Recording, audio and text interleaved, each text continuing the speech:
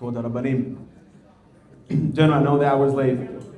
I want to share one small chidush and we'll call it a night in honor of Zot Chanukah.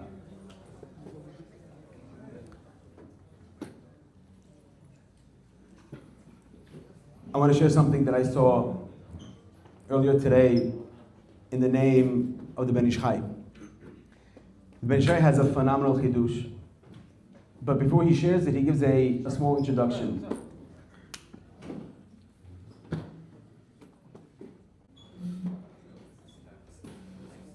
We know that anybody that wants to have the basics of Emunah Bitachon, Rabbi Saban, you give a class every single morning, Emunah Bitachon. The basics of it is based on the Gemara Barachot that says in the name of Rabbi Akiva, and that statement is basically translated into English, everything happens for the best. Whatever Hashem does, Rahmana, L'tavavit. God does everything for the best. And obviously we all know that these are basic concepts. A person cannot even begin to have any emunah bitachon unless he truly believes that God does everything for the best. And even though for you it might not seem that way, but in the end, even if you don't see it, God sees the ultimate picture. And everything happens for the best. And of course we all know this famous story of the Rabbi Akiva. At one time he was walking with his things and he ended up in a hotel and the hotel owner didn't recognize him. So he told him there's no occupancy full, you cannot stay. So they sent Rabbi Akiva away and he had to stay in the fields.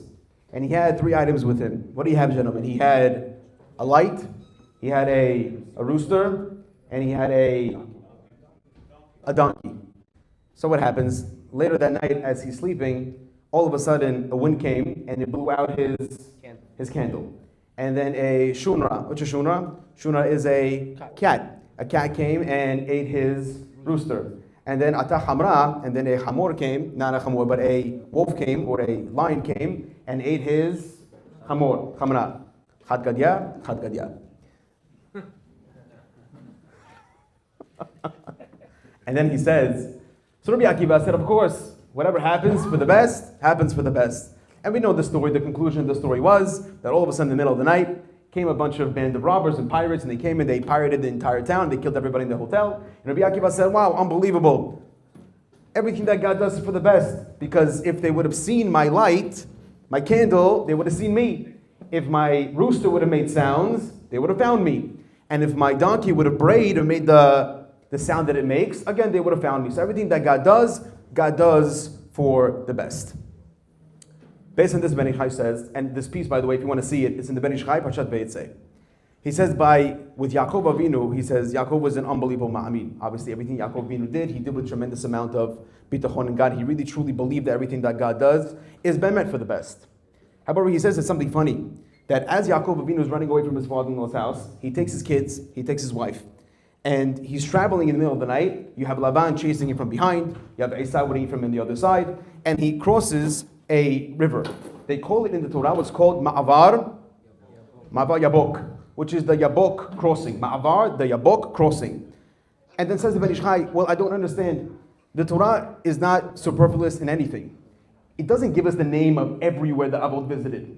So therefore says the Ben Ish Chai, the fact that the Torah is telling me which Ma'avar he crossed, this Ma'avar called the crossings of Yabok, it must be a very crucial piece of information. Otherwise the Torah would not have mentioned it. Continues the Ben Ish Chai and says, but then right after he crosses Ma'avar Yabok, he also crosses over what's called the Nahal.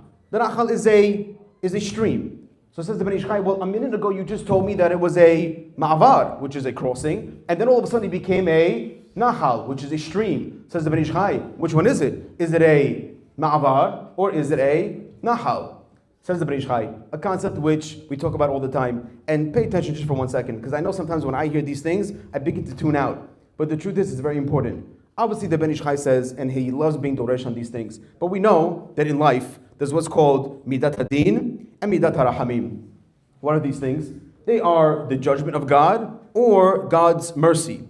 And everybody, I heard Rabbi Stefanski say this today, he said, not most people, but everybody everybody experiences what's called midat hadin. That means everybody has trouble in their life. Whatever you want to call it in English, that could be bad karma, that could be negativity, whatever name you want to make up. Bottom line is, it's called midat hadin. And we know midat hadin comes from God's name of Elohim. So everybody in life experiences a certain level of midat hadin. But says the Ben Ish Chai, that there is one way, which is incredible, that he says that even though a person is experiencing midat hadin, that his life is difficult, whatever that difficulty could entail, whether you have a hard time finding a shidduch, whether you have a hard time giving birth to a child, whether you have a hard time getting pregnant, whether it's a problem in parnasa, whether it's a problem with your kids, it can be so many issues that people could have. But says the Ben Ish Chai, do you want to know a way, which is a sure way? It's called baduk u'minuseh, says the Ben Ish Chai. It's a guaranteed way where a person could change God's midah, God's character from din, of judgment and negativity, to midat ar-hamim, to change it into mercy, to something that's considered positive. Says the Ben Ish Chai, that's when a person has always a positive outlook. That even though something difficult is happening to me right now, but says the Ben Ish Chai, you could change that difficulty. You could actually change the trajectory of whatever's going on in your life by just looking at it in the positive. You know, the psychologists, they talk about this concept. You ever heard of what's called the butterfly effect? What's the butterfly effect? The butterfly effect is when somebody does a very small act, but that small act could change life in a major way. As an example, remember back in the day you were in college and the guy gave you a beer? So you had two options. You could have, not you, Ronnie, I'm looking at you, but the president, so you're on my right, so I have to use you as an example. But sometimes you had the choice. They had a shot of alcohol. You had a choice. You could either drink this and don't drink it. All of a sudden, you drank it, and next thing you know, you were a hippie somewhere in Wyoming. However, if you didn't drink it, you became a doctor in the city of Manhattan. Unbelievable. That's called the butterfly effect, where you could do something small, but that small act could change life drastically. That's called the butterfly effect. However, the rabbis, not the rabbis, but the psychologists, they talk about another type of effect, and that's called the Pygmalion effect. What is the Pygmalion effect? Pygmalion effect is that when a person, that based on the way a person thinks, that's how it's going to come out. So therefore, if you think positive, it will be positive. What the psychologists didn't know is that the Ben Ish Chai said this many years ago, and he got it also from his rabbis that said it even way before he did. So therefore, the Pygmalion effect is where you can change what's going on in your life based on the way you think. And if you think negative, when something bad happens to you, and all of a sudden you become depressed because of it, you become despondent because of it, depression and despondence is the food of midat hadin. The more you become upset, that's the more that feeds the midat hadin. And the more you get upset about it, that's when you bring more midat hadin upon you. But says the Ben Ish Chai, if I come along and I say, Kol ma'anda avi rachmana letav avid, anything that God does is for the best, even though I don't see it, zot omeret, that he thinks positive, that positivity has a way to switch it from midat hadin to midat harahamim. An unbelievable concept that he says, and again, I don't need psychology to prove it, I have the Ben Ish Chai, but bottom line is, it's sometimes nice to have something that they realized just now for something that our rabbis talked about such a long time ago. Therefore, says the Ben Ish Chai, I can prove it to you from the Torah that this is what Yaakov Avinu meant to teach his children. Now, all of a sudden, go back to our story. Yaakov he crosses Ma'avar Yabok. And again, says the Ben Ish Chai, what is the importance of telling me what type of crossing it was? Who cares? There was Ma'avar Yabok. Says the Ben Ish Chai, that sometimes we say it every single day, that when a person wants to change from midat ha-din, which is Elokeinu, to midat ha-hamim, which is Yud Kei Vav Kei, it's all in the thought process. That's what we say every single day, Shema Yisrael, Adonai Eloheinu, Adonai Echad. That means that we have Shema Yisrael, we're saying, listen people, or maybe even listen Yaakov, who's called Yisrael. Hashem Elokeinu. Sometimes looks like that Hashem, the midat ha-chesed, is midat ha-din, is Elokeinu. But the truth is, you have the ability to make it Hashem Echad, Yud Kei Vav Kei Echad. Meaning, by just having your thought process, you can make the Elokeinu go away in totality. Then all of a sudden, he says, he's by this Ma'avar Yabok, says the Ben Ish Chai, that if you take the gematria of Yud Kei Vav Kei, which we all know, I donate hereby 26 the Midrash. 26 is Yud Kei Vav Kei. Yud Kei Vav Kei is 26, plus Midat Hadin, which is Elokim. How much is Elokim, Rabotai? 86. So 86 Midat Hadin plus Midat Arhamim, Yud Kei Vav Kei, 26, 86. And 26 is 112. 112 is the exact gematria of Yabok. That means comes the Yaakov Avinu, and now he's telling his children, do you want the lesson? Even though it seems that our life is very difficult, we're running away in the middle of the night, Laban is chasing us, you know that Esav is about to meet us, our life seems very Elokeinu right now. Very, very difficult right now. But the way to get around it, the way to turn it around is by taking the Elokeinu and switching it to Yud Kei Vav Kei. Just by having that in mind, you switch Elokeinu to Yud Kei Vav Kei and that becomes Yabok. Now watch what he says afterwards. There's a famous rabbi called the Kiddushat Levi, Rabbi Levi Yitzchak Mibardichev.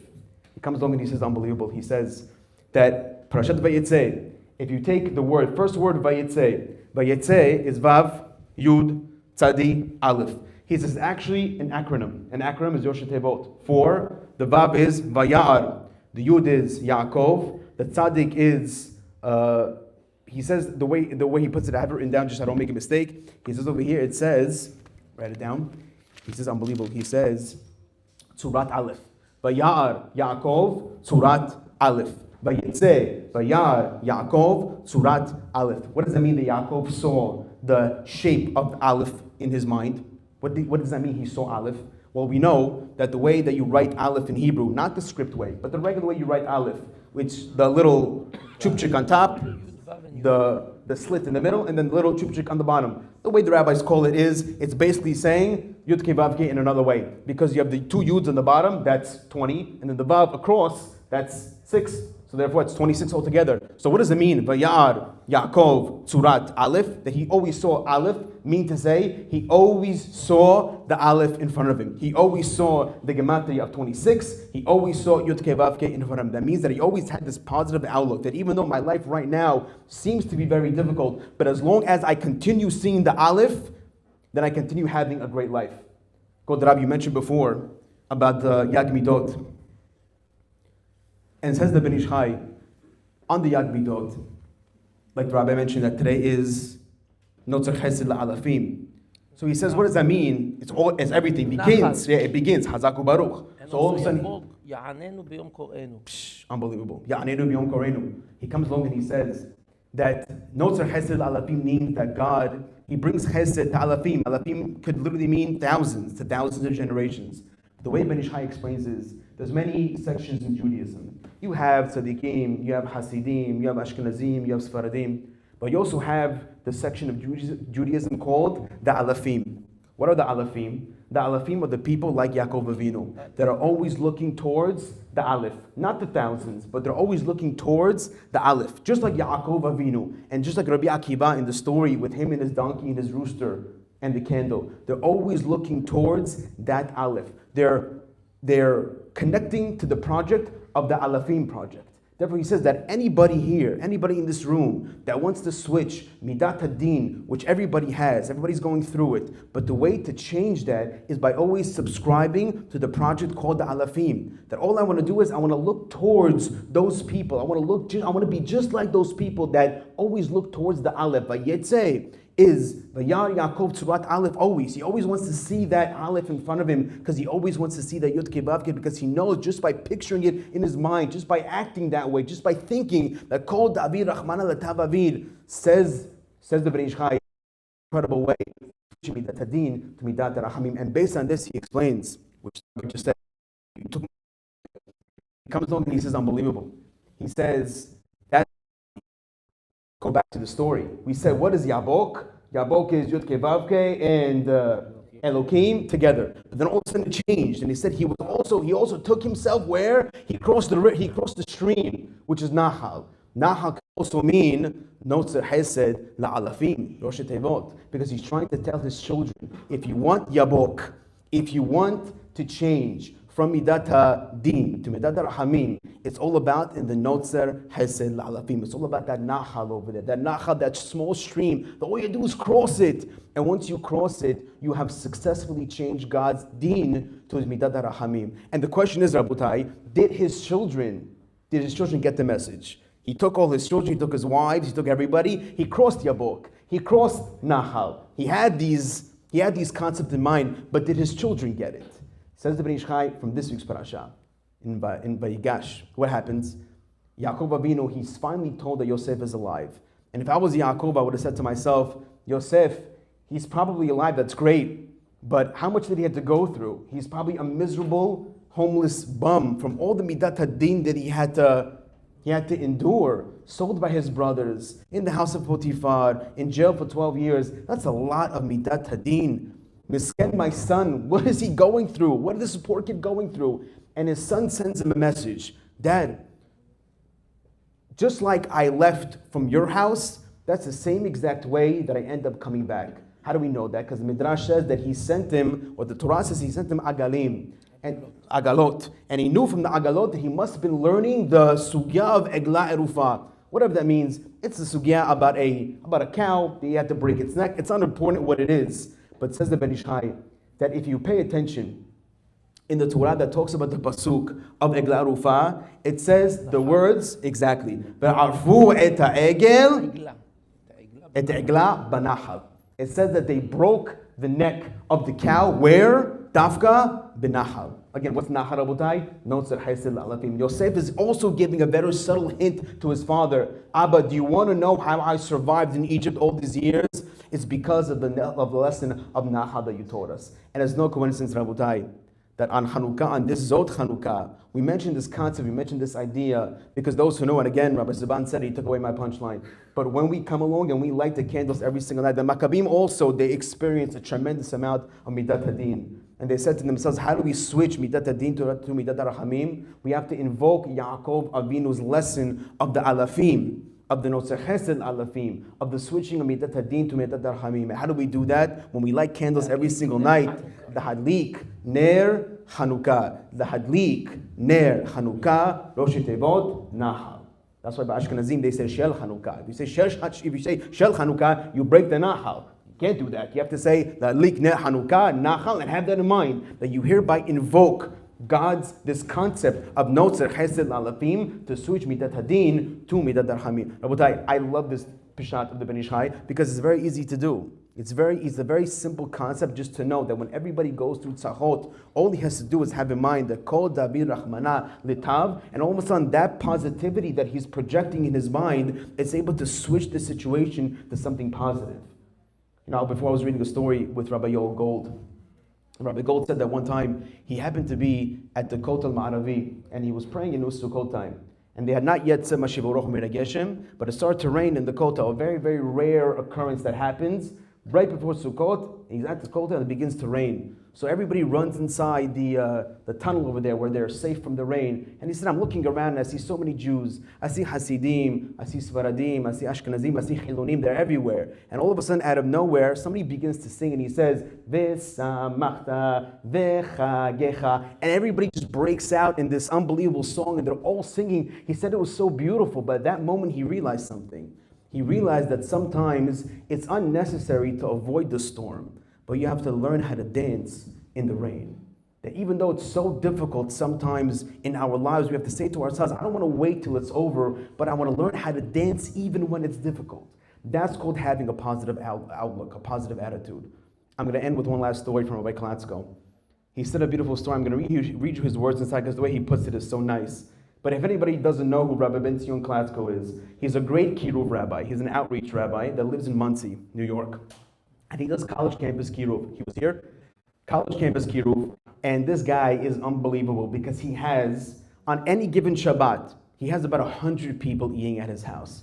I have 5 guests in my house, and my wife is already pulling out her hair. How much food do I have to cook? Forget about it. But this guy has 100 people every week by his house.